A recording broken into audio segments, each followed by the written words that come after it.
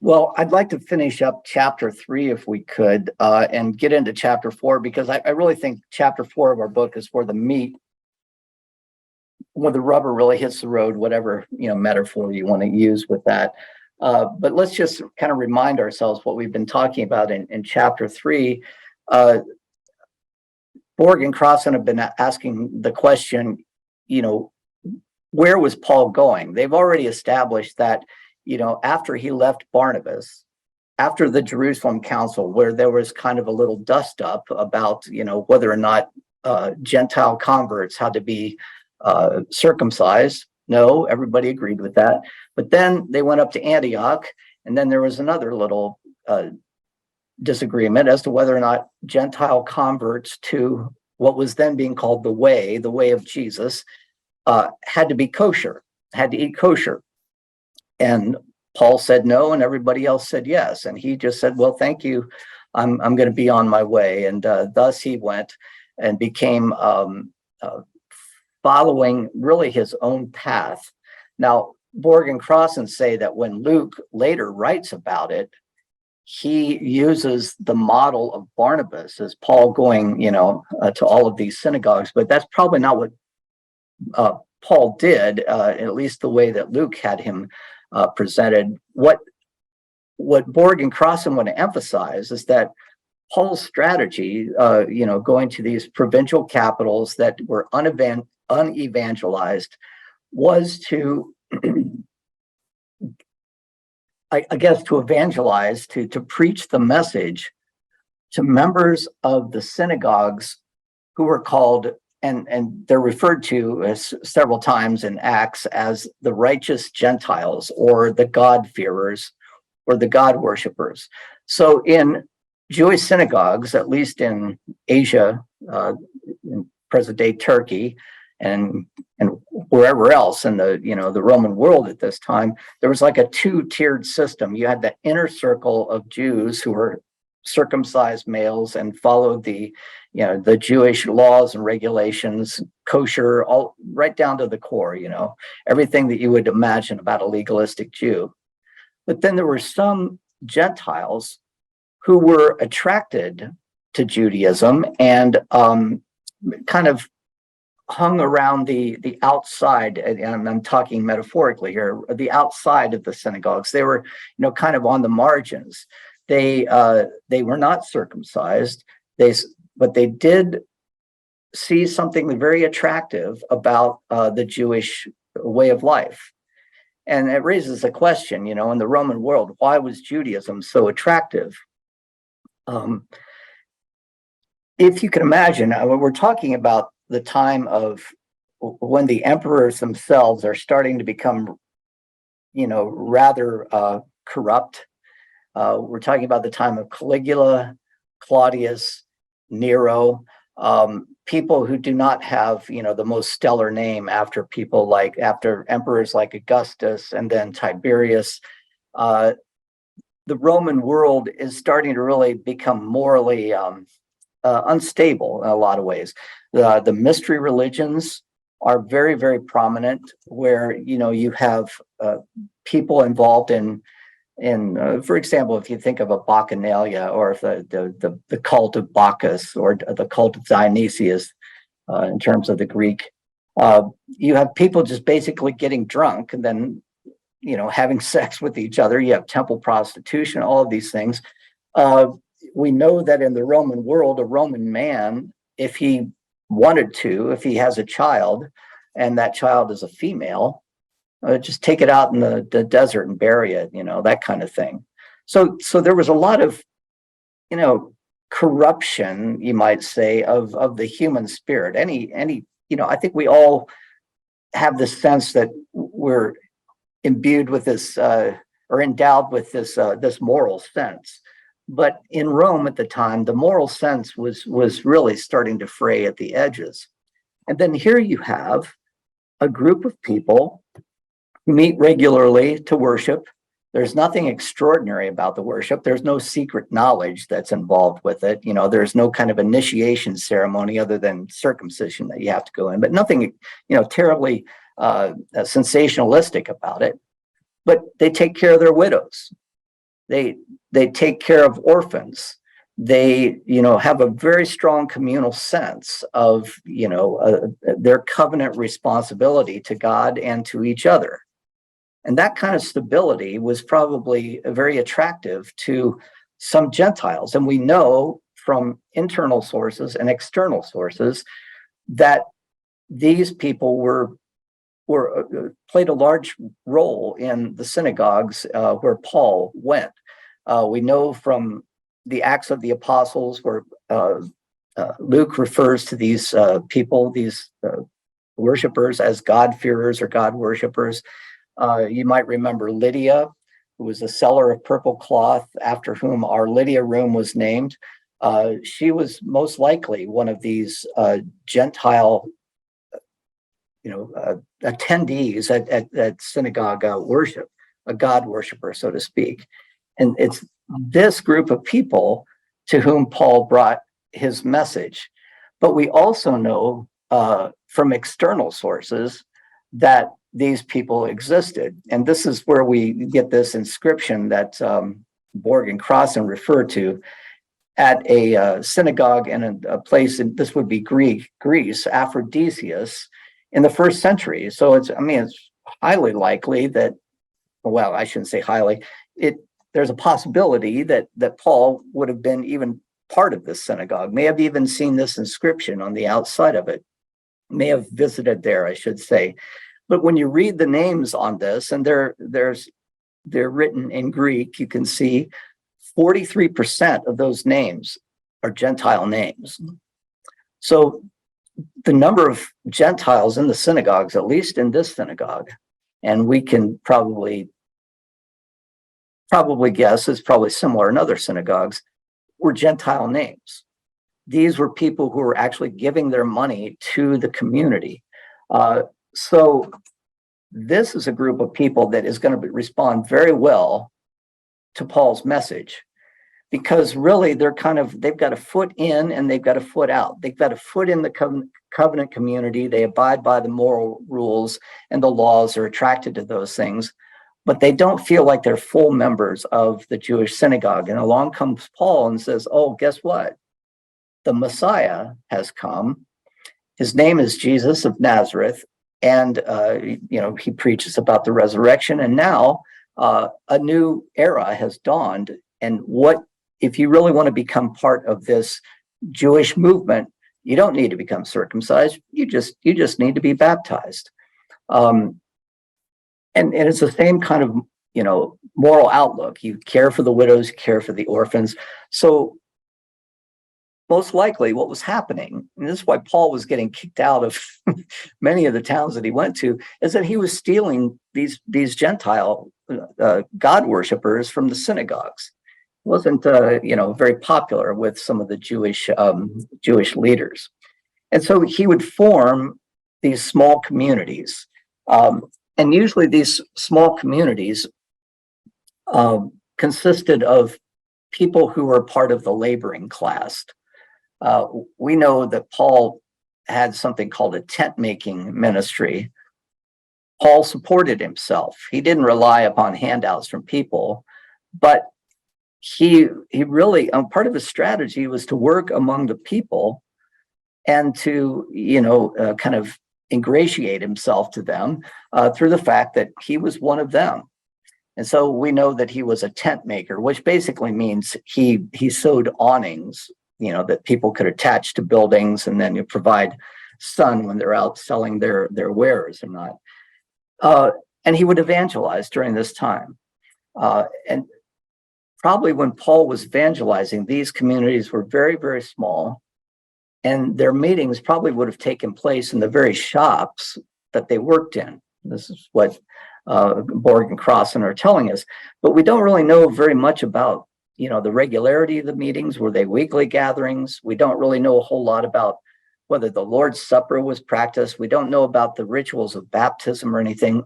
What we do know is that they would meet, and they saw themselves as a cohesive unit to whom Paul would write letters after he went to another city. And I want to stop after I say this. We do know a little bit about what these communities look like in a more Jewish region of the world, in Syria, at a place just actually right on the Euphrates River called Dura Europos. We know that from excavations there, somewhere between 200 and 250 of the Common Era, these communities had grown into what were known as house churches. And usually the layout of a house church was such that, you know, you had kind of an internal courtyard, then you had rooms on all sides with a portico down here at the bottom. What people were doing and what happened, or at least what happened in this excavation, there used to be a wall right here, right above the word assembly hall. They tore that out. They converted this room into a baptistry where they would baptize people. And then they lived in the other rooms, and there were second floors on this. So these house churches seem to have been a model that were used at least in the second, if not in the first century as well.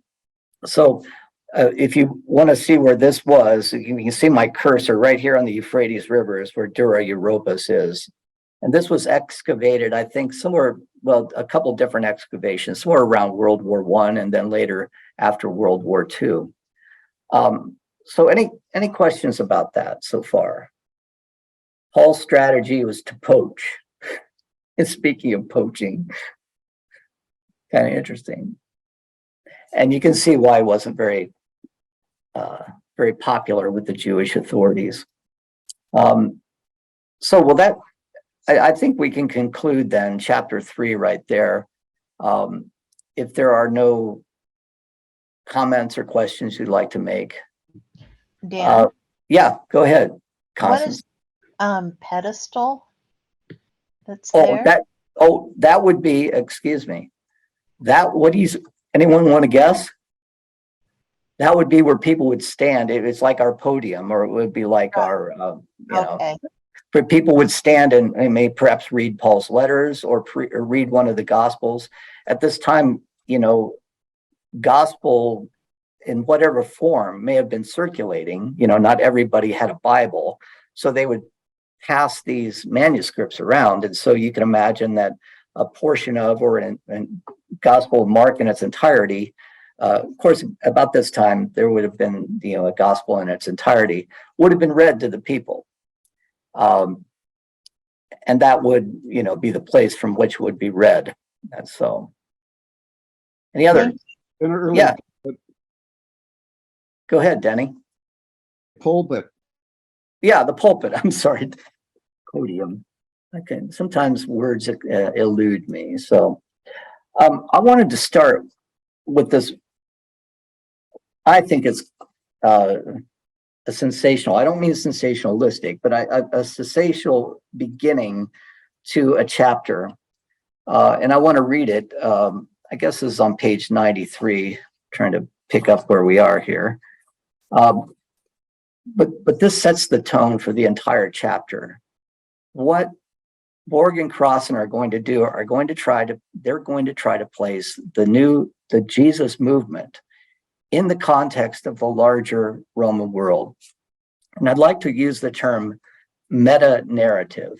You know, it's like this large overarching narrative that informs our consciousness, informs the way we look at the world.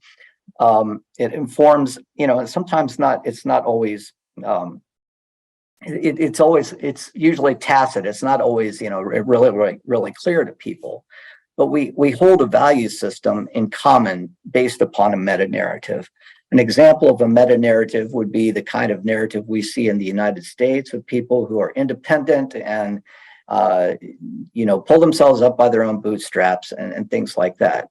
And that has informed values that we have that are based on independence, you know, and you know, the singularity of a person's rights and things like that. Well, what Borg and Crossan want to do is they want to emphasize and they want to introduce the meta narrative that was present in the Roman era. So if you were in the Roman Empire during the time that Paul was living, so if you were living in, let's say Philippi, or if you're or Corinth, or even in Rome itself, of course, there would be this assumed value system that you would have basically been swimming in, like a fish swims in water, right? Fish probably aren't aware of water. You know that joke, don't you? A famous joke. It's two young fish are swimming along, and they're, they see this guy, another fish coming by, and the fish says to him, hey boys, enjoy the water. And they keep swimming by, and eventually one turns to the other and says, what's water? What? It's just something that we're a part of and we take for granted. Well, this was what was taken for granted in Rome. And this is the quote on page 93. In reference to the Caesar Augustus, known as Octavian, who was the nephew of Julius Caesar, who reigned for, about 44 or so years, and 47 years or so, and really was regarded as, the turning point in the move from the Roman Republic to the Roman Empire, just hailed as just this incredibly influential and pivotal person. He is to the Roman Empire what Alexander was to the to his Greek empire as well. And so here's a quote. Augustus was a divine. He was Son of God. He was God and God from God. He was Lord, Liberator, Redeemer, and Savior of the world. Words like justice and peace, epiphany and gospel, grace and salvation were already associated with him. Even sin and atonement were connected to him as well. So, knowing what we know about this, remember, now Augustus dies in 14 of the Common Era. And later emperors would take upon themselves these kinds of accolades and, references to their divinity. But Augustus himself is really seen, well, thus his name, Augustus, the great one, the august one. It is into this context that Jesus of Nazareth comes, and Paul of Tarsus is going to interpret Jesus of Nazareth for his churches, whether in Philippi or Corinth as well. And what's going to happen is they're going to set up a contrast of meta-narratives. The meta-narrative we're going to look at is the Roman one, and I think Borg and Crossan do a fantastic job of introducing it. But then against that, Paul is going to say, guess what? There's another meta-narrative that you can become part of. And through the rituals of the church, through the Holy Spirit, you can come to see the world in an entirely different way. It's almost like you're stepping through the looking glass. One is based upon violence, the other is based upon peace, which is kind of ironic because the Romans, especially during the time of Augustus, were known as people who brought the peace of Rome, the Pax Romana, to the world, the so-called Pax Romana. Well, Paul speaks about the peace of Jesus Christ. He speaks about the grace of Christ. So what is the difference, say Borg and Crossan, between this Roman peace and this peace that we find in the Pauline Christian theology? Roman imperial theology versus Christian theology. What is the difference in content in this peace? Let me move to the next slide here. And you can see these references to the peace that the Caesars bring, mostly Augustus, to the world, especially at this time period where Paul's working. Remember also that Paul, when writing his epistles, and this will give us kind of the first inkling of the meta-narrative, the alternative story he wants us to know about. Borg and Crossan do a great job of laying out Paul's formulaic notion of how to write a letter. He always greets the people that he's writing a letter to and says, "Grace and peace from God our Father and the Lord Jesus Christ be with you." And then at the end of the letter, he ends with the hope and the wish of peace as well. Well, in the Roman in the Roman Empire, grace was something that was usually connected with providence. So actually, let me back up and say what Paul is doing there is abiding by or holding to a formula that is going to provide that counter narrative. He's assuming a kind of meta narrative just in the way that he writes those letters. Grace to you and peace be with you. Shalom, this Hebrew word shalom, or irene in Latin, but Paul wasn't writing in Latin. Irene in Greek. I'm sorry. Sorry about that. Grace was something that was attributed often to the Caesars, and let's just look at Augustus. I wanted you. I don't know. I just thought this was kind of interesting. The models, the sculptures of some of these emperors, people have taken them and created what they believe would have been a representation or a likeness of this. And you might know about Nero. Nero was known for being completely extravagant and completely crazy. It was probably under Nero when Paul was martyred, or when he was killed. But here's the image of Nero, the bust, and then here's what he probably looked like. This red-haired guy that, frankly, looks like someone who should be working in a carnival, operating the tilt-a-whirl or something, right? So these images of the emperors were everywhere. The so-called graven images. This is one of the problems that Jews had with, living in the Roman Empire, is that people in Rome had to pay their tribute to the emperor, and this usually meant the tax, but it also meant a sacrifice before, the image of the sitting emperor. And Jews were given that special dispensation where they didn't have to do it. It was part of their, the 10 Commandments: "Thou shalt make no graven image." So, the Romans actually were pretty, they were able to compromise with the Jews on this. And this would cause problems a little later on, because it's going to become questionable as to whether or not Paul's movement is a part of the Jewish synagogue. And eventually they separate. And when they do separate, then they are no longer under the protection of the Jewish synagogue. So it's really kind of a very difficult and dangerous thing to convert to Christianity at this time.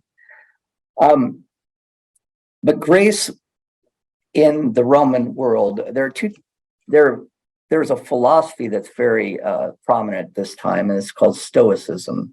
And Stoicism is built on the idea that nature itself contains this order. Logos is actually the Greek word, same word that's used for Jesus in the prologue to the Gospel of John. But providence is this impersonal type of order in the universe that brings to people certain types of gifts, and of course takes from others, advantages and makes them a little less, can bring them misfortune. But as it is, providence has given the great fortune to Rome to have in their presence these godlike figures. And so the emperors were referred to in very, very divine terms. They were gods. And you have to kind of parse some hairs here when you talk about that. And of course, Borg and Crossan do. But that's a different kind of grace than the kind of grace that Paul is going to talk about. that, that Providence has allowed that this great man, Caesar Augustus, has been brought, and made manifest before us. That's a different type of grace altogether. So we know a lot about the Roman Empire and their understanding of the emperors, and of course their role that they played in imperial theology. A lot of these come from inscriptions that are still, available for people to read if you can read Greek and Latin. Usually inscriptions were in Greek and Latin, Greek being kind of the common language that was used, and Latin being the language of Rome. But whenever there was a temple set up, or whenever there was a visit by one of the emperors, Augustus, for example, there would be some sort of commemoration that would take place. And one of these, now Borg and Crossan don't talk about this, but they do talk about a place called Priene, which is in present-day Turkey. And there, you might remember from the chapter, they reflect on an inscription about, Caesar Augustus, and who exactly he was. And we're going to look at that. But I want to also talk about another inscription that was found in Priene, and it's better known than the one that Borg and Crossan talk about. And it's simply known as the Priene inscription. And it was basically on a tablet, and this is what it looked like right here. This was found, by the way, this is the Temple of Aphrodite that has been partially reconstructed. But these columns would have been the columns that, not only the Borg and Crossan were sitting in front of and reflecting on an inscription, but would have been, present at the time of Paul and the time of Caesar Augustus. But around this temple to Aphrodite, there's a city, this small village called Priene, all lying in ruins. But in the 20th century, I can't remember exactly when, there was this tablet that was found, written in Greek and Latin, both, and it's come to be known as the Priene inscription. And it talks about much of what Borg and Crossan are talking about, the august nature of Caesar Octavian, Caesar Augustus, and just how important he was to the whole meta-narrative of Rome itself. And so this is a portion of what it says. Since Providence, there's that grace, that Roman grace. Since Providence, which has ordered all things and is deeply interested in our life, has set in most perfect order by giving us Augustus, whom she filled with virtue that he might benefit mankind, sending him as a savior. Soter, a word that we're going to see again, attributed to Jesus, both for us and for our descendants, that he might end war and arrange all things. And since he, Caesar, by his appearance, excelled even our anticipation, that was something that was broken, was not included in the inscription, surpassing all previous benefactors, and not even leaving to posterity any hope of surpassing what he has done. No one coming after him is going to be as good as this guy. And since the birthday of the god Augustus, he being referred to as a god, was the beginning of good tidings, and this is the word, euangelion, for the world that came by reason of him. The coming of Augustus is the coming of good tidings. Euangelion in Greek is where we get the word evangel or gospel in English. So you see a lot of language that's being used here that's going to later find its way into descriptions of Jesus. He was God, God from God, very God, God incarnate, as well as into how the world changes as a result of Jesus. He brings to the world good news and good tidings. He is the Prince of Peace. But the peace that Augustus brings is going to be quite different than the peace that Jesus brings.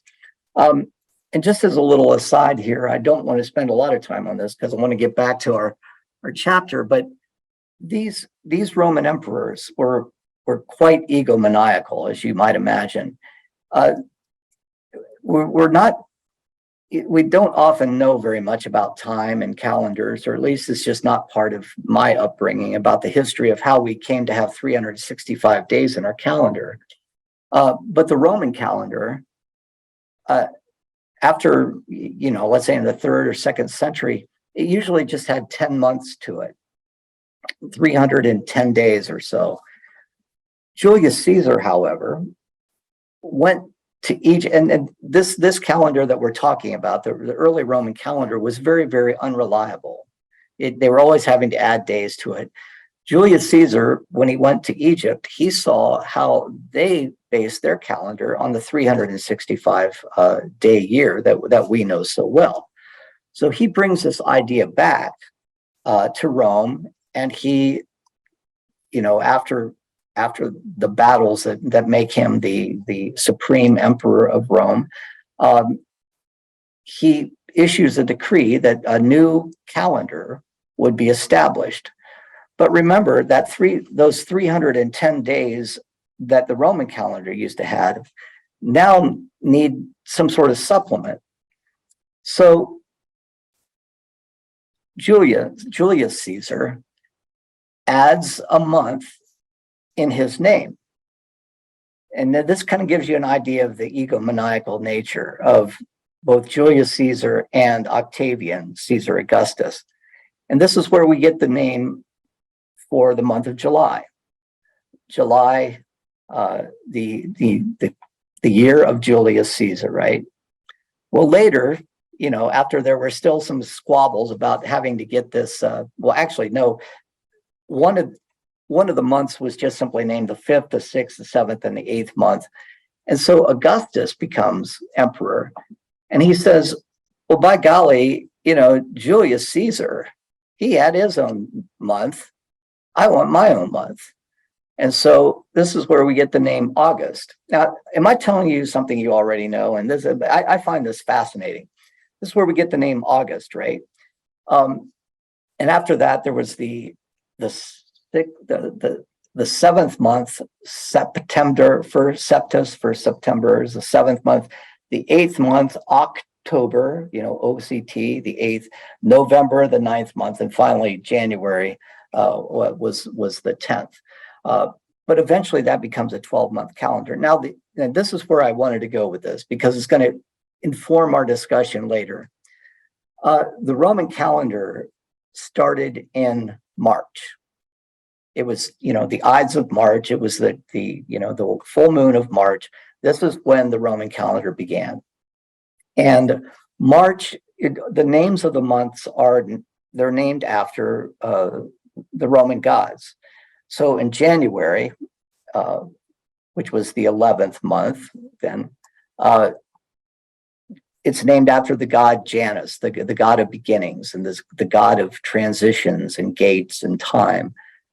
February, there were a lot of ritual purifications that would happen prior to the month of March, and the god Februus, he was worshipped as the god of the underworld by the Etruscans. He was a god of purification. But here's a place I'd like to get. The beginning of the year, March, as we call it, named after the god Mars. This is the time in which the Romans, start things anew. But Mars is the god of war, the god of violence, the god, and this establishes the meta narrative that I'm talking about. So the beginning of the Roman year, the annual beginning of the Roman year, begins with a tribute to a god of war. And it's in war that things have their beginning. This is what the meta narrative seems to suggest. And you might even remember Mars. You probably know the story about Mars and Rhea Silvia. It was Mars who raped Rhea Silvia, and she gave birth to Romulus and Remus. And you probably know the story about Romulus and Remus being raised by wolves, but eventually they come to have conflict with each other. And just like their father, Romulus kills Remus and founds Rome. But beginnings happen as a result of violence. The violence against Rhea Silvia brought Romulus, and the violence against Remus brought Rome into the world. So the starting point for the Roman meta-narrative is a narrative of war. The month of April, it's not certain what April was named after, but it appears to have been some sort of connection with Aphrodite, the goddess of love. Then May, named after Maya, the Roman earth goddess, and then Juno, the queen of the gods, who was the protector of the state. Then after that, you have July for Julius Caesar and August after Caesar Augustus. But it's pretty clear that these emperors play a monumental role in the worldview of the people. They are not just, like most US presidents, except for one that I know, they don't think of themselves, our presidents don't think of themselves as gods or, sons of God. These clearly did, right? And their whole apparatus, providence, worked in such a way that Mars, the god of war, led the legions forward. And it was through this that creativity and good things could come into the world. That's going to be a different meta-narrative than Paul wants to get across. So I wanted to give you that little interlude because as I was reading Borg and Cross, and I started thinking about just how narcissistic these guys must have been. I mean, you name a whole month after yourself. So for here on out into eternity, your name is going to be remembered when we embark upon August every year. August, named for Caesar Augustus. Anyway, let me go back to where we were. Are there any questions or comments about that? I hope I wasn't wasting your time and telling you something every school child knows, but I find this fascinating. Go ahead, Denny. New stuff for me. Oh, is it good? Good. And it's much more complicated than this. I'm trying to, give you the scaled down version of this. But all of this as an introduction to the incredible amount of power that these emperors were given. They were literally the center of the Roman universe. They were basically God incarnate. They were the whole Roman identity incarnate. To lose an emperor was like losing. You can liken it to the falling of the World Trade Towers or the assassination of JFK. So much hope and so much, trust, I guess, had been placed into their hands. So this is what Paul had to work against, right? Everybody had this meta-narrative, this larger worldview behind them.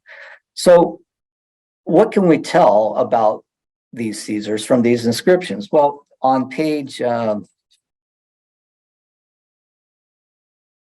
me try to find this again. The inscription, the people to Athena, patron of the city, and to the Emperor Caesar, this is on page 100, and to the Emperor Caesar, the son of God, the god Augustus. So there are three things that Borg and Crossan want to focus on here. And all of this in the context of thinking about what kind of peace the Roman peace was. First of all, the Emperor Caesar, imperator in Latin, from the name imperium, from which we get our word empire. So the empire and the emperor are one and the same. They go together. As goes the emperor, so goes the empire. But it's interesting that in other inscriptions where Augustus is referred to, he was named emperor 27 times. Well, what does that mean? Let me see if I can find that. 21 times on top of page 101. At its start, among his various military triumphs, he noted, 21 times I was named emperor, imperator. So obviously emperor does not work there as the English for emperor. So this isn't, guy who's just imperator means someone who is victorious in battle, who is a commander that brings his troops into battle and, overcomes the enemy, a victorious commander for the empire itself. And so Augustus comes to be seen as victory incarnate, military victory incarnate. He's done it a lot of times. In fact, it was his victory at the Battle of Actium that brought the empire into the stability that we're talking about. He was able to overcome Mark Antony's and Cleopatra's navy, and thus established Julius Caesar as the emperor. And we all know how that went, but he became emperor after Julius Caesar. But then there's this other image that we hear so clearly often about Jesus, the Son of God. Now, this is really interesting. I'm afraid you're going to have to cut it kind of in half, but we'll come back to it. In the Roman mythology, there were two types of gods. There were the Dei Filius, which meant, the immortal gods, people like Jupiter and the goddesses Juno and Mars and others. But then there were, and this was true of Alexander the Great as well, they were referred to as Divi Filius, or adopted sons of God. Augustus, because of his distinctions, that he brought upon himself in war and everything, because of all of his battle victories, he came to be thought of as an adopted son of God, as someone who is deserving of the title and thus having divine qualities himself. But then that gets added to in the next title that is brought upon him, and that is God incarnate, Theos Sebastos. In other words, a God who's worthy of being worshipped. So it's interesting, and I just love the way Borg and Crossan get a little sarcastic with this. In the Roman theology, it was not contradictory for God to be, for Augustus to be an adopted son of God, in other words, a human being who's adopted, and an actual God himself. They didn't spend time in councils and worrying about this idea. Well, was Jesus fully God, or was he adopted human being? Well, this is something the church was going to do years and years later. But in Rome, they're already attributing these kinds of names to Augustus himself. He was at one and the same time an adopted son of God, as well as God himself. Borg and Crossan are going to give us a sense of where they're going with this. I wanted to read this quote about this confrontational echo, because Paul is going to start using these terms to refer to Jesus. Jesus is the Son of God, right? So I'm reading on page 102. It would have been impossible. Yes, we mean impossible, for Paul to call Jesus Theouios, which means Son of God in Greek, without creating a confrontational echo with that title of Rome's inaugural emperor. As we saw above, he began his letter to the Romans, yes, precisely to the Romans, by declaring the gospel of God, the euangelion that was referred to under Augustus, concerning his son, Huios, another name for Augustus, right, who was descended from David according to the flesh and was declared to be Son of God, another title for Augustus, with power according to the Spirit of holiness, by resurrection from the dead, Jesus Christ, our Lord. Lord, another name that will be used for Augustus. In that letter's opening sentences, he frames Jesus' humanity as son of David with a double claim of his divinity as son of God.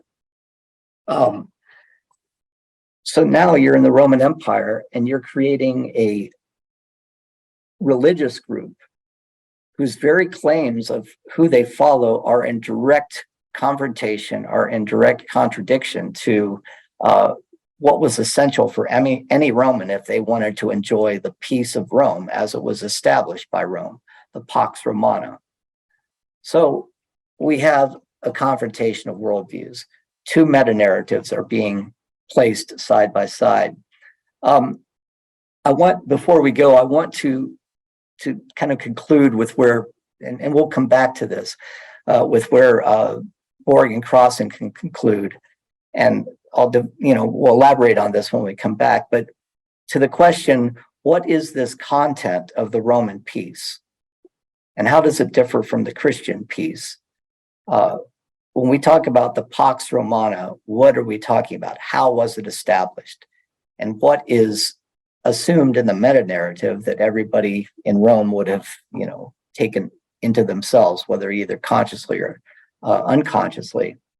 Well, it is a narrative of redemptive violence. I'll say that again, a narrative of redemptive violence, that through violence, the world is redeemed. Through Augustus's military victories, peace can be brought into the world. So the schema looks like this. The religion of Rome is established on the idea that war is what will bring victory, and victory will establish peace. We can only know peace through the struggle, through violence. This is the idea of redemptive violence.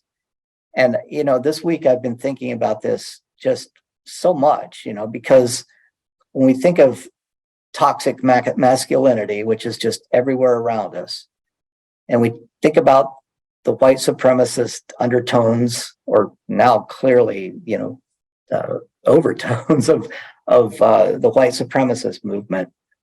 When we think about what the religion of Nazi Germany was, it is through war that peace becomes available. And this is really similar to what we saw in Orwell, right? That war is peace. This is what Rome believed, that there cannot be peace without war. And Paul is going to introduce a different type of savior, a different type of Lord, a different type of Son of God, a different type of God from God, a different type of good news, all of those terms having been used for Augustus. And you can see why it will become very dangerous to be a Christian by the turn of the first into the second century. So, any thoughts or comments about this? I really hope I haven't muddled the reading of Borg and Crossan. But this is revolutionary stuff, because I think we all know in our so-called Christian nation, that people like to refer to, that we were just talking about, that the way we maintain our Christianity and the way we maintain that type of identity is by the amount of money that we put into our military industrial complex. What is it, 30 to 40% of our taxes go to essentially go to the military one way or another. This is the idea that peace can only reign through war. And that is contrary to the message that Paul is going to try to convey about Jesus of Nazareth. So that's what we'll look at next time. I really wish I could hear from somebody here. Any thoughts at all? I love this portrait by Diego Velasquez. the mustache on on bars.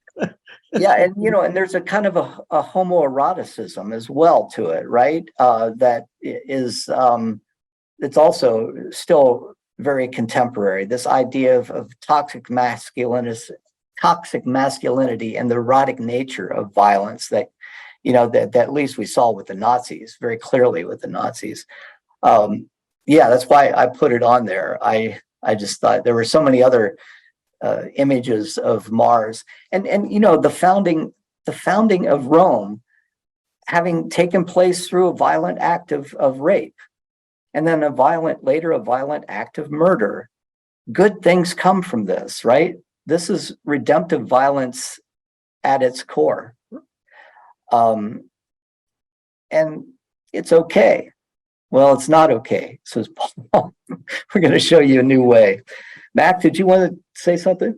Yeah, I think it's interesting to keep this in the context of also, this is relevant to the Synoptic Gospels. We know that Paul was before the Synoptic Gospels, but this imperial theme, and of course, this is Crossan's wheelhouse. I mean, I know they put this book together, but chapter 4 is Crossan. I'm sorry.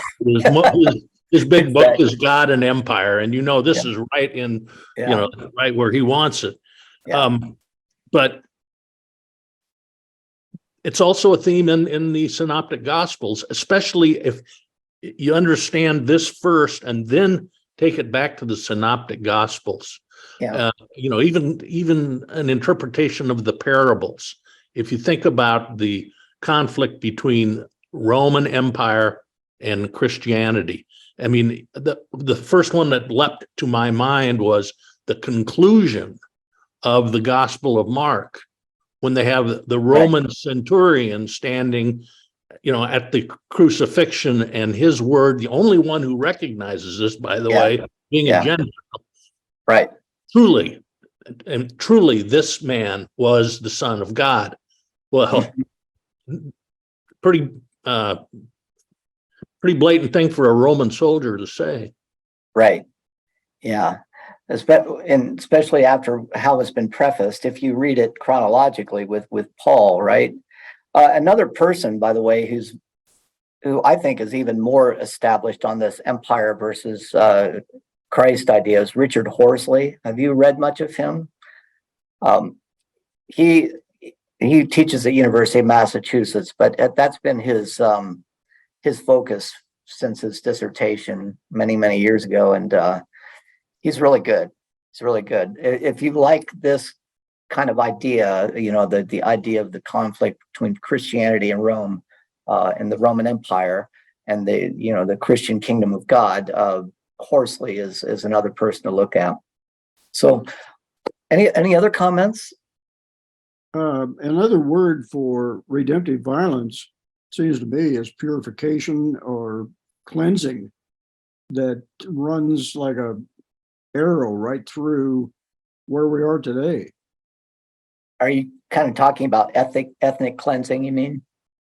Whatever. I mean, just, making room through violence. Yeah. For, the pure route to the ideal state. Yeah. Well, as I'm reading this, I'm just, these days, I'm just taken by just how pervasive toxic masculinity is in our culture. And it scares me, actually. I mean, everything, look at the cars on our road. I mean, they're huge, right? You can barely fit in a parking place, and I look at the beds of some of these trucks, nothing has ever been in them, right? These guys aren't using trucks to, for their work. This is the image of the independent frontiersman, and I'm bigger than you, so get out of my way, that kind of thing. It's just everywhere. It makes me really sick. Anybody want to, conclude with anything? Sorry to be such a downer. But yes, coming back to Rome being the result of a rape and a murder. And we actually see that in Genesis too. We see the murder of Cain, or the murder of Abel by Cain. And so this was probably part of the collective unconscious of the Middle East, but Christianity comes and tries really shake the foundations of that collective unconscious. Anyway, we'll see you next week where we'll pick up right at